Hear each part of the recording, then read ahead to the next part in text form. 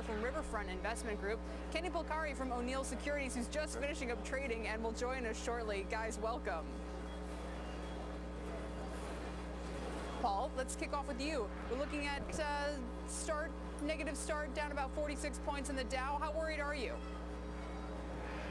I'm not worried. I mean, listen, the market's had a great run. Last week, it's had a great run since June 24th. Even if you went down 1, 2, 3%, I think it's just a tiny little dip. It's barely a rounding error, and the markets, to me, are clearly headed higher in the short term. Doug, you buying into this weakness as well?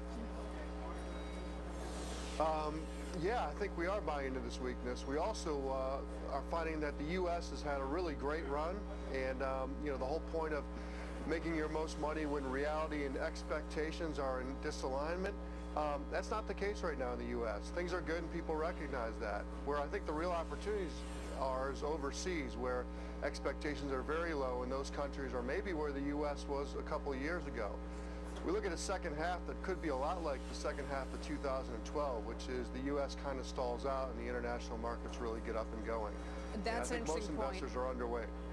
Let's bring in David Wright as well from Sierra Core Retirement Fund. David, are you guys seeing more opportunity given the valuation here? Even though we're a little bit softer today, are you seeing more opportunity potentially in some of these sold-off European and emerging markets? Yes, we think emerging markets have a good chance of outperforming the U.S. over, say, the next 18 months. But right now, I think the focus should be on the bond market because that could be a headwind here. And explain what you mean by that. If rates move higher, or because of the volatility that we've seen, or the way in which it would make people behave? Well, rates have moved higher starting in early May, and the Fed has been jawboning since their June 19th statement, which sent the bond yield up rather radically, and it hasn't really been effective. So we're looking at 1% higher rates for municipals that are refinancing, for corporates that are refinancing, and even for Treasury debt. And that's a heavy burden unless it can be reversed. I want to bring Kenny Polcari into this discussion now, joining us from the floor.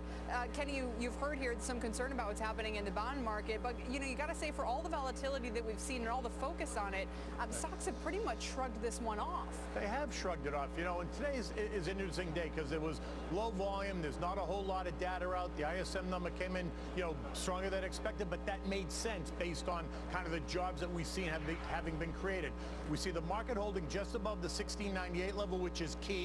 As long as it kind of holds there and trades above, then we're still in kind of that moving ahead phase, right? What you have to watch for, if it backs off and pierces 1698, then I think you get a little bit more selling pressure. But a market that's down 40 or 50 points, I don't really even consider being down, considering the move we've had. So it's really more of a churn as the market digests this most recent move and then tries to assess and waits for what's coming at the end of August, whether it's Jackson Hole, whether it's the chatter about Bernanke's replacement, whether it's a tapering, conversation, which, by the way, remember, is on September 17th and 18th. The German elections are on September 22nd. Are we really sure that the Fed and the U.S. government wants to talk about tapering right ahead of those Germans' election and potentially cause global volatility in the markets like we saw a month ago when it happened?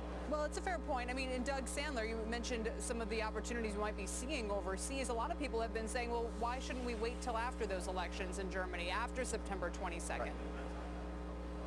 Well, I think that's, I think that is when something happens. But, in the end, these markets, we look at the international markets as being roughly about 30% cheap.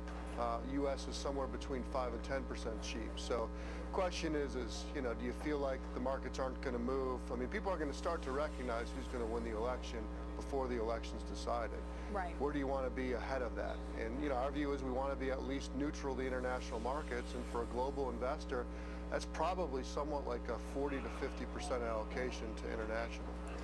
Paul, but money is always treated best where it's... Go ahead, sorry. I said money flows where it's treated best, and Europe has not been the place for years. Maybe it's next year, but the U.S. market's the strongest in the world. The dollar is strong. Maybe after the next pullback, the dollar takes off again. I think this is a much longer-term story than a couple of weeks, a couple of months, the dollar. I think money's going to flow to our shores for the next couple of years. The market's certainly pricing it like it's a long way off. And all things being equal, I'd love to put my money in the market that's rewarding me currently. But, in the end, if you're paying 2 or 3 times more for that market than you are for the other one, I think you do have to make a balance. Paul, I wanted to ask if we had 5 or 10% left in this trading range, in this market, would that be worth it for people to get exposure here? I mean, look, this is a psychological barrier. We're near all-time highs on these indexes. And the funny thing is, the only high that really matters to be worried about is the final high, which you never know when the final high is. But let me say this, if you're nimble enough, consumer discretionary has been working. The banks have been working. I don't know why people push against that. And the banks are the most hated group. They've been that way for 6 years now.